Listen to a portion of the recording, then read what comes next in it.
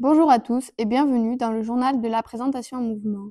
Pour cette deuxième année, certains reporters ont repris du service et d'autres font leur apparition. Au sommaire de ce premier journal, dans la rubrique Actualité, une interview de Monsieur de Bessa-Martins, notre nouveau chef d'établissement. Suite à la rencontre de l'ensemble des élèves pour les Olympiades en début d'année, nous avons réalisé un reportage dans lequel nous évoquions cet après-midi talentueuse. Puis, vous pourrez voir un reportage de la sortie des 6e et 5e au théâtre du Puy-en-Velay. Pour terminer, Flavie et Améline vont raviver des souvenirs d'enfance avec une après-midi en maternelle. Dans la rubrique culture, Floriane, Améline et Evan vont nous présenter le film Le Comte de Monte Cristo. Et enfin, Alicia et Émilie ont tourné un reportage pour vous permettre de visiter la médiathèque de Sogg. Dans la rubrique découverte, Louane, Lola et Emma nous emmènent au centre d'équitation L'Équi Margeride. Satine et Floriane ont rencontré les employés de la crèche de la commune qui nous parlent de leur métier. Dans la rubrique sport, Evan et Corentin vont vous présenter le club de handball de Sogg. Enfin, vous découvrirez la rubrique Un journal, un atelier, dans lequel nous vous présentons l'atelier naturalisme. Après les grandes vacances, un nouveau directeur est arrivé dans notre collège, partant à la rencontre du nouveau chef d'établissement. Louise Pascal et Mathilde Vigouroux ont réalisé son interview. Bonjour à toutes et à tous, aujourd'hui nous partons à la rencontre du chef d'établissement, Monsieur de Bessa-Martins. Suivez-moi.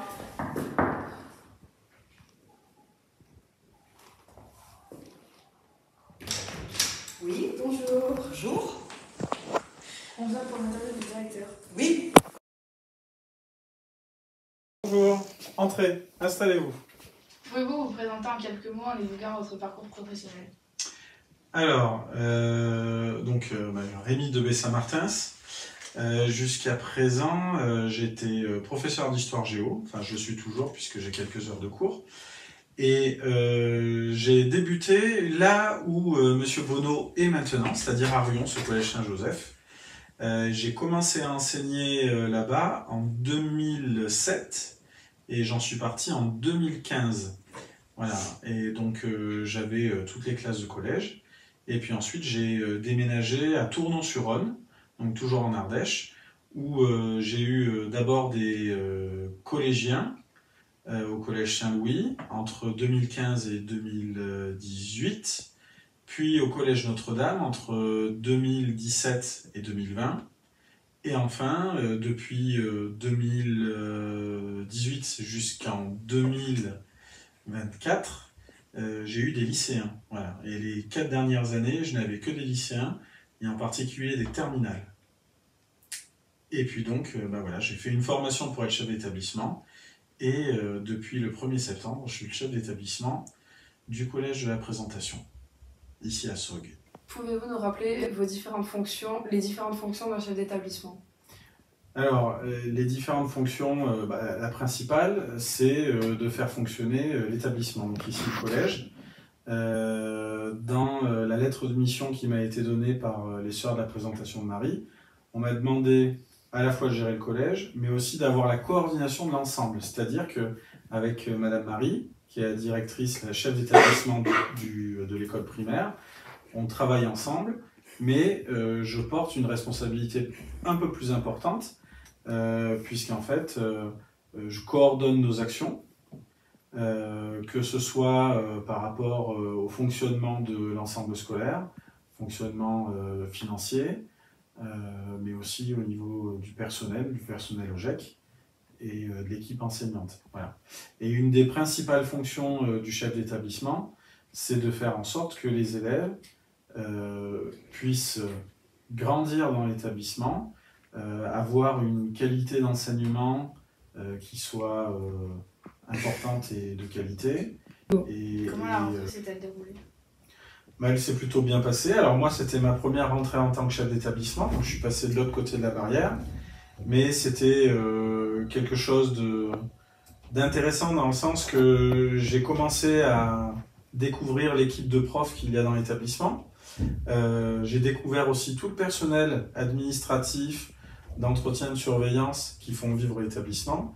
Et puis, je vous ai aussi rencontré, vous, les élèves, et c'est une chance de vous rencontrer. Voilà. Mais globalement, ça s'est bien passé, calmement, avec des petits soucis, mais juste des petites choses à régler, donc rien de grave. Donc une belle rentrée. Que pensez-vous de l'utilisation des iPads dans l'établissement? Alors je pense que M. Bonneau, il a eu une très bonne idée de proposer ça à l'équipe éducative. C'est un bel outil de travail, tout ce qui est numérique, c'est un progrès, hein, c'est un progrès pour l'établissement, c'est un progrès pour vous les élèves, mais comme tout progrès, entre guillemets, parfois il faut cadrer. Et petit à petit, eh bien, on voit quelles utilisations on peut faire de l'iPad et quelles en sont les limites, pour essayer de trouver un équilibre entre un usage pédagogique des iPads et en même temps ne pas abuser de tout ce qui est nouvelle technologie. Parce que c'est bien d'avoir un iPad, mais c'est bien aussi parfois d'avoir un livre et d'avoir un livre en main pour lire, pour feuilleter, plutôt que de toujours être sur le numérique et de passer d'une application à une autre juste en un claquement de doigts. Donc l'iPad c'est très bien, je trouve que c'est une belle utilisation qu'on fait dans l'établissement, mais voilà, ça n'enlève pas aussi le support papier que l'on connaît habituellement. D'accord. Selon vous, qu'est-ce qui favorise l'apprentissage des élèves? Alors, qu'est-ce qui peut favoriser l'apprentissage des élèves? Déjà, je pense que, comme vous me l'avez demandé juste avant, je pense que les nouvelles technologies, en particulier les iPads, peuvent favoriser cela par la maîtrise en fait de ces nouvelles technologies, toutes les applications qu'il peut y avoir dessus. Mais en fait, c'est pas tout. Je pense que tout ce qui est numérique, c'est très bien. Mais il y a un autre facteur qui favorise aussi les apprentissages, c'est le facteur humain. Et dans ce facteur humain, j'ai envie de dire qu'il faut aller vers ce qu'on appelle de la bienveillance, de la bientraitance. C'est-à-dire qu'il faut qu'il y ait du respect pour tout un chacun et qu'il y ait une bonne ambiance de travail. Ça veut dire qu'il faut que chacun respecte l'autre tel qu'il est dans sa différence et éviter qu'il y ait trop de chahut entre les élèves, mais plutôt de la coopération pour aider à grandir. Hein, vous savez, sur le logo de l'établissement, la devise entre guillemets, c'est apprendre pour grandir. Voilà. Eh bien, l'apprentissage, il passe par, certes, du travail personnel, qui doit être important, mais aussi par du travail collaboratif, coopératif. Et cela passe automatiquement par une qualité d'entente entre les élèves qui est primordiale. Sans bonne entente, on ne peut pas travailler ensemble, et si on ne travaille pas ensemble, on ne peut pas apprendre et donc grandir. Voilà.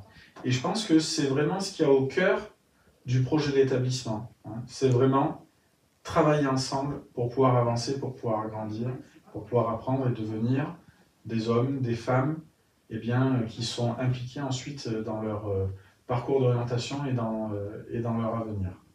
Fait la réussite de l'apprentissage à l'école, et qui correspond bien à ce qu'on vit ici à Soc, c'est la citation de Marie Rivier, qui est la fondatrice de la congrégation dont nous dépendons. Cette citation, c'est « Mettons-nous ensemble et nous ferons l'école ».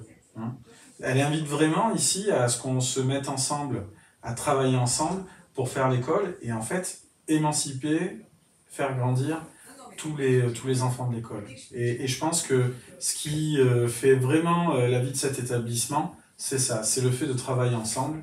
Et ça, on le voit, vous le voyez pas forcément, mais moi je le vois maintenant comme chef d'établissement. Le mettons-nous ensemble, on le voit à la fois dans les réunions d'OGEC, pour la vie de l'établissement, mais aussi dans les réunions de l'appel, où on voit que les parents sont aussi fortement impliqués pour que vous puissiez réussir dans votre scolarité. Merci d'avoir répondu à nos questions et à bientôt. Mais merci à vous, et de rien, vous êtes les bienvenus dans mon bureau.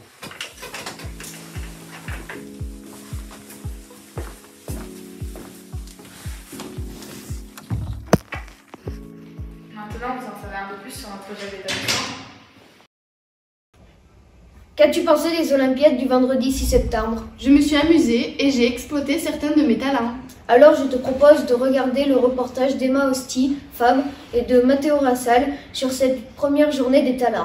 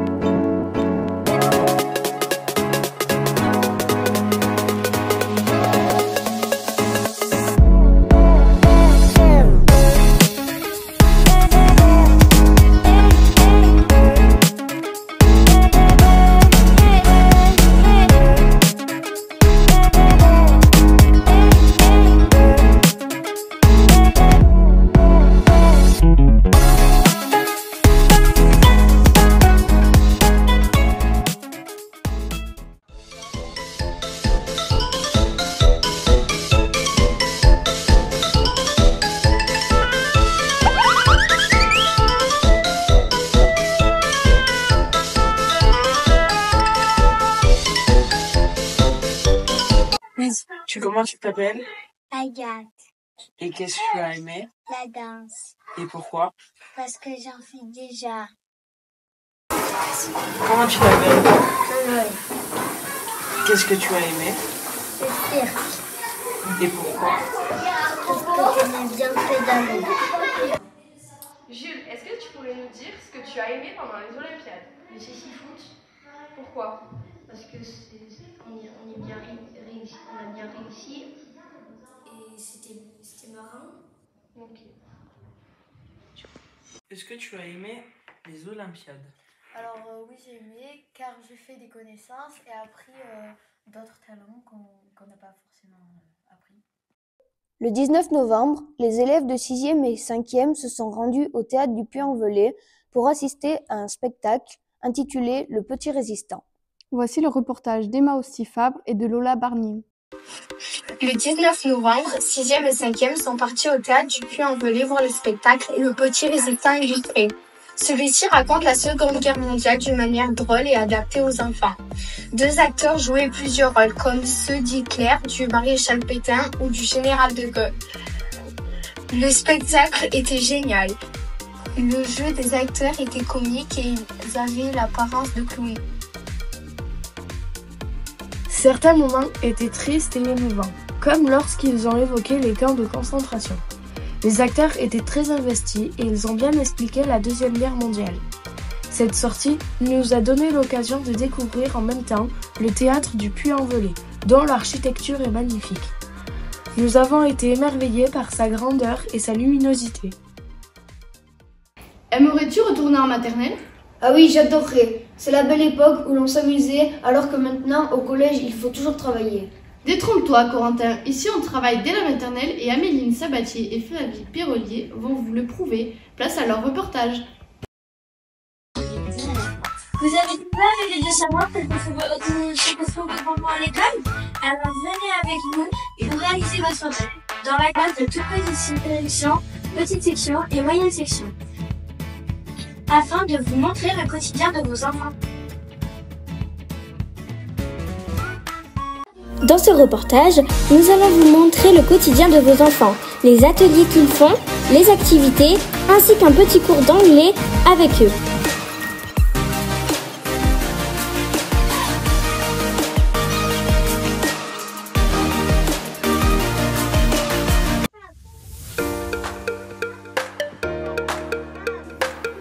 Nous avons également enregistré un petit tour de la classe afin de vous montrer dans quel environnement vos enfants travaillent.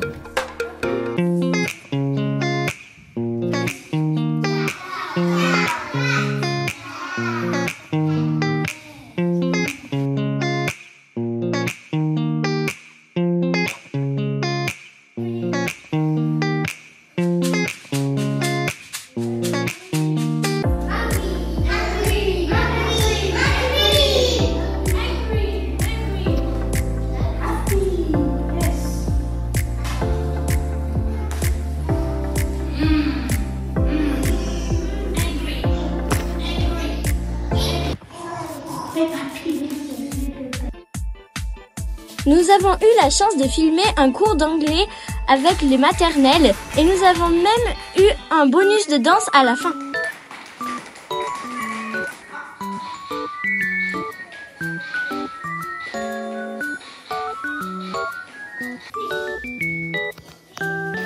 Puis, nous sommes revenus pour vous filmer les activités spéciales Noël.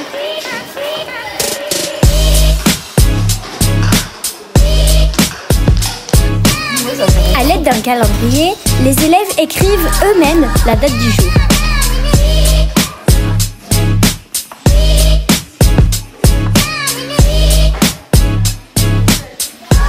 Pour Noël, les enfants ont fait des coloriages de Noël.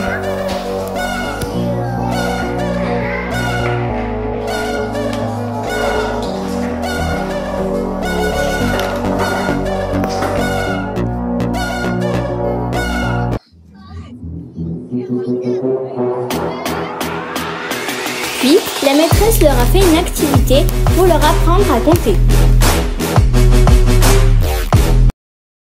C'était bien la maternelle, mais maintenant, faut retourner au collège.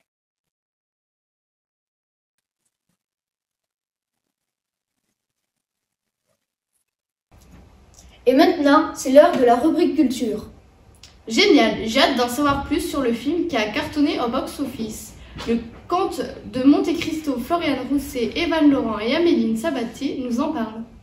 Nous allons vous parler du film Le Comte de Monte Cristo qui est tiré du célèbre livre d'Alexandre Dumas. Ce film est sorti au cinéma en 2024 et ses réalisateurs sont Alexandre de la Patellière et Mathieu Delaporte. L'acteur principal qui joue le rôle d'Edmond Dantès et du comte de Monte Cristo est Pierre Ninet. À l'heure actuelle, le film a déjà réalisé plus de 9 millions d'entrées. C'est l'histoire d'Edmond Dantès, un jeune marin injustement emprisonné au château d'If près de Marseille. Après s'être évadé, il découvre un trésor sur l'île de Monte Cristo. Il devient le comte de Monte Cristo et décide de se venger de ceux qui l'ont trahi. C'est un film génial que nous vous recommandons d'aller voir. Tout d'abord, l'action se déroule dans de magnifiques décors. Les lieux présentés sont splendides, comme par exemple l'intérieur du château d'Edmond Dantès, devenu le comte de Monte Cristo. Les paysages de Toscane, de Marseille et de Paris, où le film a été tourné, sont incroyables. Ensuite, c'est un film où il y a beaucoup de suspense.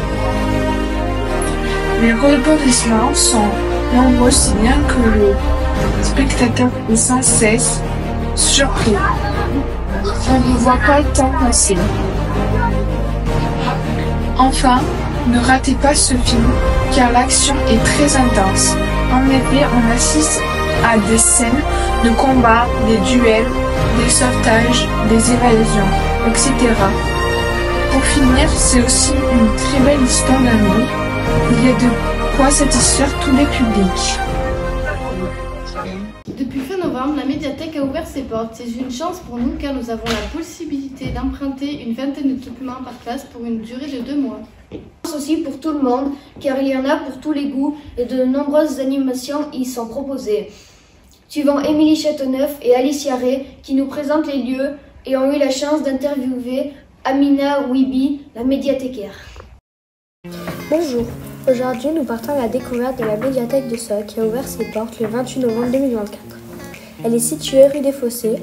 Nous partons à la découverte des lieux accompagnés par la médiathécaire Amina Ouibi et quelques bénévoles. Nous continuons avec une interview de la médiathécaire.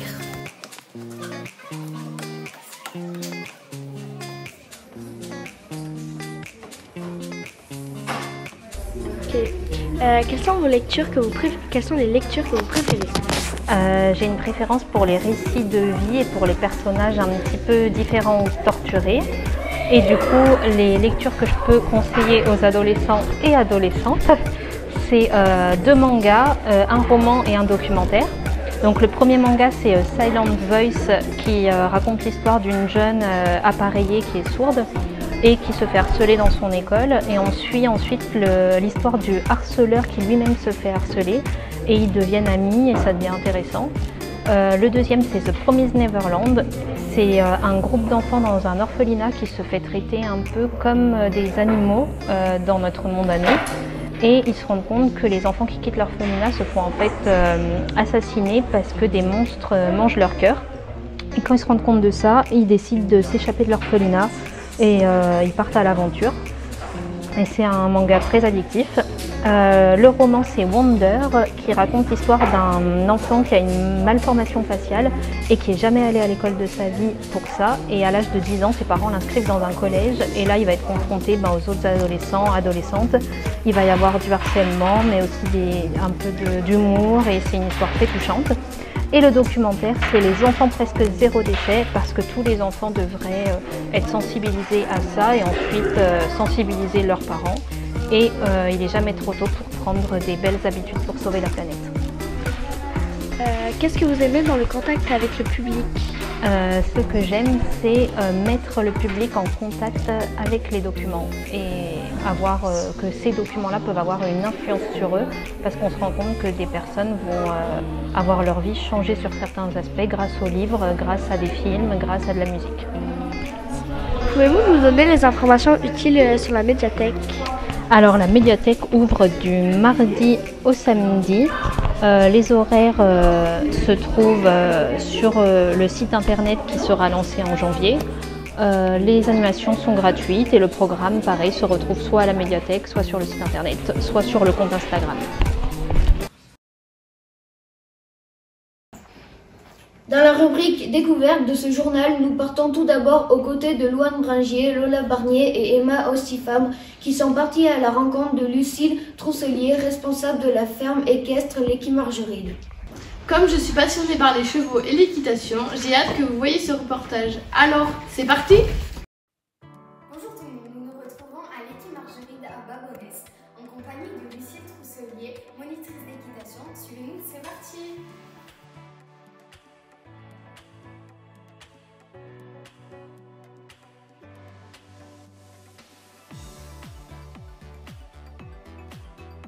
Vous choisissez de faire ce métier? Alors j'adore les chevaux depuis que je suis toute petite et c'est un métier passion. Voilà, je suis installée par passion dans les chevaux. D'accord. Et quels sont les inconvénients et les avantages? Les avantages, je vois que des avantages. Il peut y avoir un petit inconvénient, des fois c'est la météo, donc on a une petite aperçue de la neige.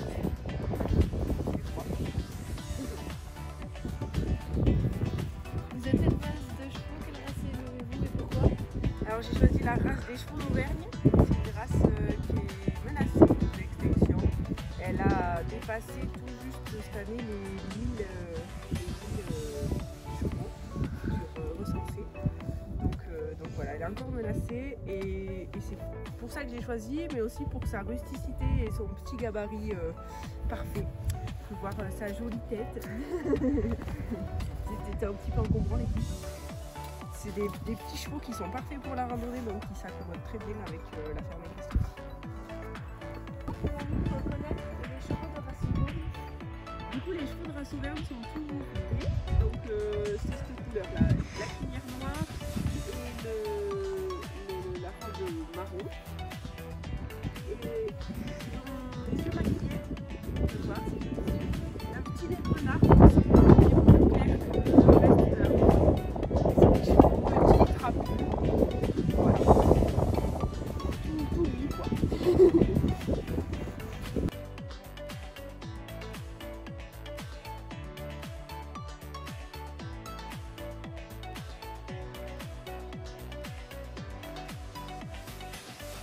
Vous participez à des concours? Oui, on fait du coup des concours de montagne trail et de trek que j'ai expliqué tout à l'heure. Et dimanche, on a participé à un concours d'équipe. Est-ce que vous organisez des concours bientôt? Oui, cette année, on organise notre premier concours d'orientation. Donc c'est un parcours d'orientation à cheval. Quand? Et du coup, ça sera le 2 mars 2025. Comment choisissez-vous les prénoms des poulets? Du coup, c'est comme pour les chiens et les vaches, il y a une lettre chaque année.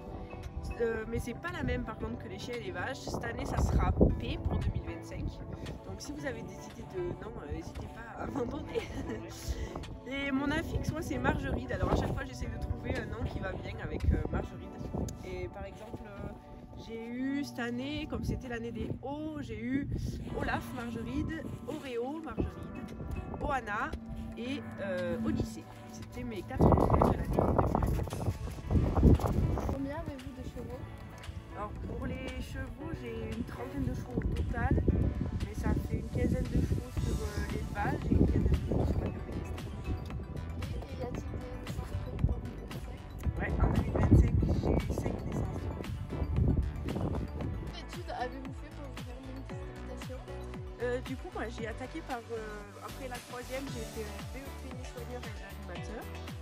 Ensuite, j'ai fait un bac pro élevage et valorisation du cheval. Et après, j'ai ensuite enchaîné sur un BTS après mon bac. Axe, donc analyse économique du système. Et donc après le BTS, je suis partie en BPGF pour être monitrice. Donc c'est une dimension qui s'appelle, c'est-à-dire que c'est tourisme équestre et équitation. Donc je peux enseigner l'équitation classique, donc CSO, cross, des disciplines qu'on voit au JO, et le tourisme équestre, du coup, donc faire des balades, randonnées, etc. D'accord. Poursuivons notre édition avec la découverte de métiers. Dans le cadre du parcours à venir, nous préparons notre orientation de la 6e à la 3e. Et cette année, les journalistes de la présentation en mouvement avaient envie de vous présenter quelques métiers qui pourraient en intéresser certains. Floriane Rousset et Satine Exbraya se sont donc rendues à la crèche communale pour rencontrer des professionnels de la petite enfance et échanger avec elles sur leur métier.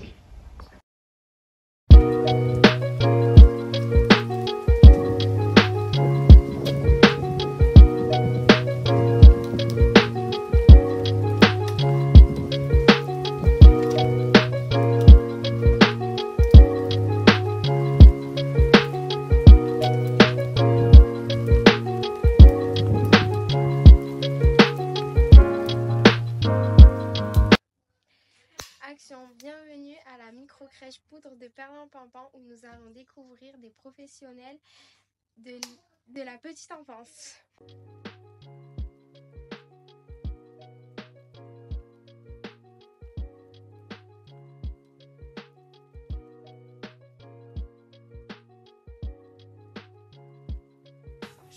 Sur ma table, la pâte à modeler, là. Là, s'il vous plaît, sur la table.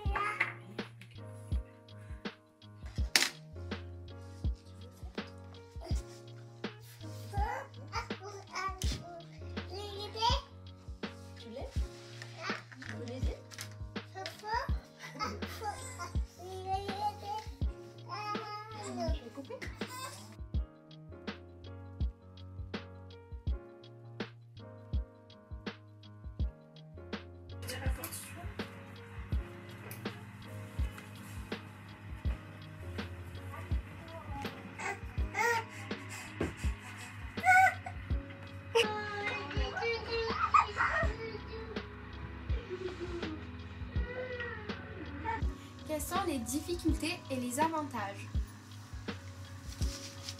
Aimer les enfants est indispensable pour exercer cette profession, mais cela ne suffit pas. Le métier peut être physiquement et nerveusement éprouvant. Il doit allier équilibre psychologique et résistance à la fatigue pour accompagner les enfants, car l'amplitude horaire peut être importante. Patience et disponibilité sont de précieuses qualités. Il est indispensable d'avoir le sens de l'observation afin de mesurer les progrès des enfants ou détecter d'éventuels problèmes afin d'accompagner ou d'orienter les enfants et leurs familles. Il est important d'être à l'écoute des enfants et des familles afin de créer une relation de confiance. Imagination et créativité sont de précieux atouts pour mettre en place des activités adaptées à l'âge des enfants. Qu'est-ce qui vous a amené à faire ce métier? Donc voilà, je me présente, Séverine, éducatrice de jeunes enfants, donc directrice de la micro-crèche et responsable du relais petite enfance. Donc ce qui m'a amené à faire ce métier, plus jeune, pendant longtemps je me suis posé des questions sur mon orientation. Donc en effet, on sait très bien que trouver sa voie n'est pas chose facile. Le service à la personne m'a toujours attirée, le contact humain. Donc il était nécessaire pour moi de trouver un sens et une orientation à mon travail. Donc j'ai toujours été attirée par ce côté social. Donc c'est pourquoi je me suis orientée naturellement à passer le concours d'auxiliaire puéricultrice. Donc j'ai donc intégré l'école durant un an afin d'en obtenir le diplôme d'État. Donc j'ai ensuite été embauchée sur la crèche de Langeac, donc au sein de la communauté de communes des Rives du Haut-Allier, où j'ai travaillé pendant 13 ans. À l'époque, il n'y avait pas de structure d'accueil petite enfance, donc ça a été vraiment un véritable défi que de participer à l'ouverture de la structure. Et toutes ces années m'ont permis de développer des compétences pédagogiques, notamment sur l'accueil et l'accompagnement de l'enfant et de sa famille. après j'ai ressenti le besoin d'évoluer. Donc j'ai voulu reprendre mes études à l'âge de 32 ans en faisant une VAE, donc ce qu'on appelle une validation des acquis et d'expérience, afin d'être éducatrice de jeunes enfants. Et aujourd'hui, ça fait 5 ans que j'ai pu accéder au poste de directrice de crèche sur Sol. Aujourd'hui, on peut dire que je me sens vraiment épanouie dans mon travail, donc en accompagnant les enfants et leurs familles, donc notamment sur tout ce qui va être développement, éveil, tout en alliant la sécurité et la santé au quotidien. Mais je me sens aussi épanouie sur le plan relationnel, en accompagnant l'équipe, les stagiaires et les familles. Une partie importante aussi de mon travail consiste à la gestion administrative de l'établissement, donc en établissant les inscriptions, la facturation, le suivi budgétaire. Et ensemble, avec l'équipe, nous avons écrit et participé à l'écriture du projet pédagogique. Donc c'est un document qui constitue en quelque sorte les valeurs selon lesquelles nous souhaitons travailler ensemble dans le même sens. Et la partie, on va dire ma partie préférée de mon travail, c'est vraiment le montage de projets, parce qu'on travaille en lien avec des partenaires financiers tels que la CAF, la MSA, au travers de réunions de réseau, de bilan. Donc je travaille en lien avec mes supérieurs hiérarchiques également, mais aussi avec les élus. Et ma fonction me permet de travailler aussi avec les assistantes maternelles au relais petite enfance. Donc on a pu mettre avec l'équipe en place des projets tels que la médiation animale avec les enfants dont les assistantes maternelles ont la garde, mais aussi avec les enfants de la micro-crèche. On a aussi travaillé sur des projets avec l'EHPAD dans le lien intergénérationnel. On a créé aussi sur la micro-crèche un espace d'éveil au sens, donc une petite salle autour de tout ce qui va être éveil, c'est ce qu'on appelle un espace Snows-Hélène. On travaille aussi en lien avec toutes les structures petite enfance du territoire de la communauté de communes des rues du Haut-Allier, donc mes collègues sur Langeac et sur Polaguet. Aujourd'hui, je tiens à ce que nous soyons une micro-crèche qui soit ouverte sur l'extérieur. Donc c'est pourquoi nous nous autorisons à découvrir le monde qui nous entoure en visitant par exemple, comme on a pu faire, le musée Crozatier au Puy-en-Velay, en allant visiter l'exposition sur Van Gogh, Cézanne. On a participé aussi sur Brioude à l'exposition Picasso. L'année dernière, on a pris également le petit train à Monistrol d'Allier pour nous rendre au lac de Nossac à Langogne. Donc voilà, toutes ces expériences nous confortent vraiment sur l'idée de poursuivre à continuer à travailler en petite enfance. Et je tiens à remercier aussi mes collègues parce que rien de tout ça serait possible sans elles, d'où le travail d'équipe. Qu'est-ce qui vous a amené à faire ce métier? Alors, du coup, moi j'étais aide-soignante pendant 11 ans. J'ai été beaucoup en contact avec la personne âgée et la personne adulte. J'accomplissais beaucoup de soins d'hygiène, de soins palliatifs, mais surtout j'établissais vraiment un rôle important avec la relation humaine et la confiance et le bien-être avec l'humain. J'étais super épanouie dans mon travail, mais quand j'ai eu mon petit garçon, le milieu de la petite enfance m'a beaucoup attirée et la parentalité aussi. Je me suis dit pourquoi pas passer la VAE d'auxiliaire puériculture, mais voilà, du coup j'ai préféré aller à l'école sur 7 mois et à Clermont, et en fait, dans les deux métiers j'arrive à retrouver ce que j'aimais faire avant et surtout accompagner les enfants dans leur première découverte du monde. Mon rôle aussi avec les enfants, c'est de pouvoir favoriser les compétences du langage, de la motricité et de la sociabilisation. Et je vais vraiment conclure en disant que de travailler dans la petite enfance, c'est vraiment une aventure humaine, remplie de bonheur et de défis. c'est vraiment une fierté d'être vraiment à petite échelle les fondateurs de leur avenir. Qu'est-ce qui vous a amené à faire ce métier? Alors bonjour, moi c'est Charlène Cubizol. Donc le domaine du service à la personne m'a toujours attirée. C'est pour ça que j'ai passé un bac pro service à la personne et au territoire en alternance. Donc pendant mes 3 ans de bac, j'ai pu effectuer plusieurs stages. Donc en crèche, école maternelle, centre de loisirs, maison de retraite et aide à domicile. Et du coup, mon choix s'est porté dans le domaine de la petite enfance. Et donc du coup, pendant mon année du bac, j'ai pu passer mon CAP petite enfance, car j'ai effectué 12 semaines en crèche. Du coup, j'ai passé mon CAP en candidat libre. Donc travailler en crèche offre une opportunité de participer activement au développement des jeunes enfants. C'est un métier qui me passionne. Il faut être patiente, observatrice, avoir le sens de l'écoute et aimer le travail en équipe. Et du coup, j'ai eu différentes missions. Donc c'est animer les temps d'animation, effectuer les soins d'hygiène, aider l'enfant à s'éveiller, donner les repas et accueillir les enfants et les parents.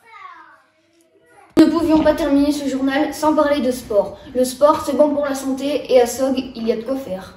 Dans l'ensemble scolaire, nous ne négligeons pas l'EPS cette année et il y a une classe de cycle 3 en EPS. Certains élèves du collège participent à l'atelier handball tous les mardis après-midi avec notre professeur, Monsieur Chevalier. Il y a bien sûr les activités le mercredi dans le cadre de l'UNSS.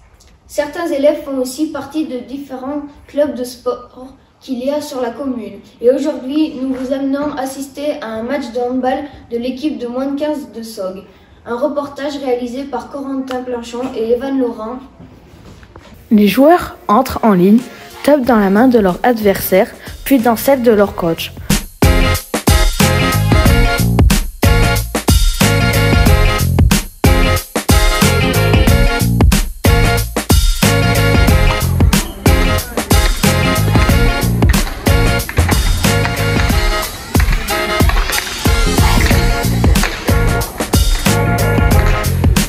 Ensuite, chaque équipe pousse leur cri de guerre.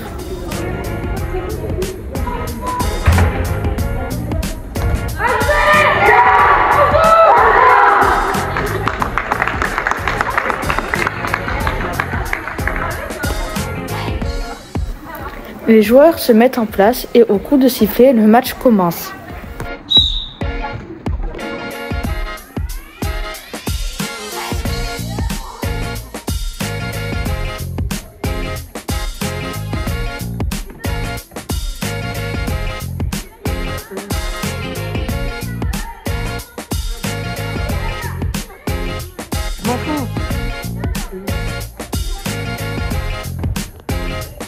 On peut voir un but de notre demi-centre Corentin Planchon.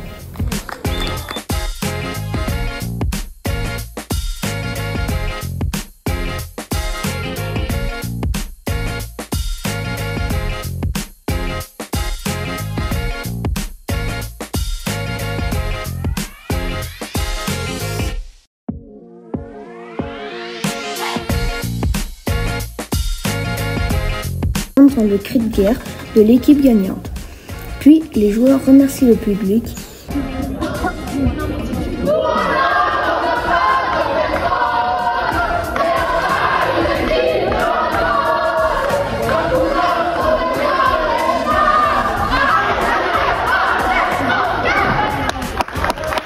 Le match que nous avons filmé a eu lieu le 2 octobre 2024.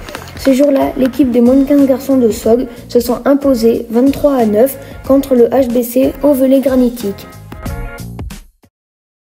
Partons enfin à la découverte de l'atelier naturalisme animé par Monsieur Derosier, professeur de SVT. Un reportage tourné par Lola Barnier et Flavie Perrelier. L'atelier naturalisme.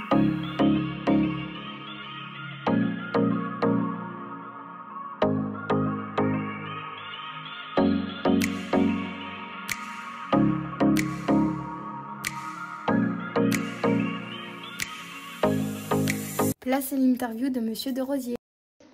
Que voulez-vous transmettre aux élèves grâce à cet atelier? Alors dans cet atelier, moi j'aimerais remplir plusieurs objectifs. Alors évidemment d'abord j'aimerais intéresser les élèves, parce que c'est pas forcément une discipline de naturalisme qui va spontanément intéresser les élèves. Alors, il y a des élèves qui pêchent, il y a des élèves qui chassent, il y a des élèves qui se baladent tout le temps dans la campagne et qui ne vont pas forcément chercher derrière à identifier les animaux, les plantes qu'ils vont observer. Donc j'aimerais les intéresser pour leur montrer un petit peu ce qu'ils ont autour d'eux et leur faire prendre conscience de la biodiversité. Dans un deuxième temps, j'aimerais aussi leur apporter des connaissances concrètes, comme je disais, leur apprendre à identifier des animaux, des plantes, pour qu'ils puissent avoir un autre regard sur leur environnement. Parce que, comme je dis souvent aux élèves, c'est bien sympa de savoir identifier des Pokémon, maintenant savoir identifier des espèces de leur environnement, de leur localité, pour moi c'est un petit peu plus intéressant, parce que c'est réel, parce que c'est tangible, et parce que la biodiversité est menacée, les Pokémon un petit peu moins. Donc j'aimerais bien, comme je disais, leur faire prendre conscience de leur environnement, les intéresser, et puis mon objectif c'est aussi un petit peu de sortir des sentiers battus, parce que dans le programme, on ne va pas forcément apprendre directement aux élèves à identifier les choses, à identifier des êtres vivants. Et donc j'essaie de rattacher un petit peu les élèves à cette discipline-là, qui se rapproche quand même de ce dont on parle, parce qu'on parle d'écologie et de biodiversité, mais on ne va pas vraiment dans cette discipline. Mes objectifs. D'accord. Pourquoi avez-vous créé cet atelier? Parce que j'avais déjà précédemment animé des ateliers sciences dans d'autres établissements où j'ai enseigné, et que on m'a sollicité pour réaliser un atelier. Donc j'ai proposé ça. D'accord. Tout simplement. Êtes-vous content de la participation des élèves? Je suis un peu plus mitigé là-dessus. Il y a certains élèves qui sont vraiment curieux, qui sont impliqués et qui sont volontaires, qui se sont inscrits volontairement dans le groupe, qui aiment apprendre, qui posent des questions et qui s'engagent activement dans le concours que je vois ce jour de semaine. Il y en a d'autres qui sont un petit peu plus là par défaut, qui sont plus passifs. Je trouve que c'est dommage parce que c'est pas forcément quelque chose qu'ils auront besoin de réapprendre prochainement. Et puis c'est quelque chose qui peut toujours leur servir, parce que si par exemple ils aiment bien pêcher, ils aiment bien chasser, ou ils aiment bien juste se balader en forêt, ça peut quand même leur apporter des connaissances utiles, tout simplement des connaissances intéressantes. Voilà. C'est mi figue mi raisin, on va dire. Très simple. D'accord, merci. Alors, merci à vous pour votre travail. Puis place à celle des élèves. Pourquoi avez-vous choisi cet atelier? En fait, normalement, on avait choisi cet atelier parce qu'en fait, on pensait qu'on allait aller différencier les espèces animales en vraie, dans la forêt, etc. Voilà, sauf que du coup, on différencie les espèces sur des photos. Oui, c'est vrai, Arthur, je suis d'accord avec toi. Est-ce que cet atelier est intéressant? Oui, malgré qu'on ne va pas souvent dehors et qu'on n'y va pas. Cet atelier est quand même intéressant parce qu'on découvre des animaux, des amphibiens, on découvre plein de nouvelles choses. C'est vrai. Qu'est-ce que vous aimez dans cet atelier? Dans cet atelier, on aime les animaux, enfin on découvre plein d'espèces d'animaux, des amphibiens, des oiseaux, tout ça. C'est la fin de notre édition. Merci à tous de l'avoir suivi. Nous vous donnons un rendez-vous bientôt pour un autre journal. Au revoir.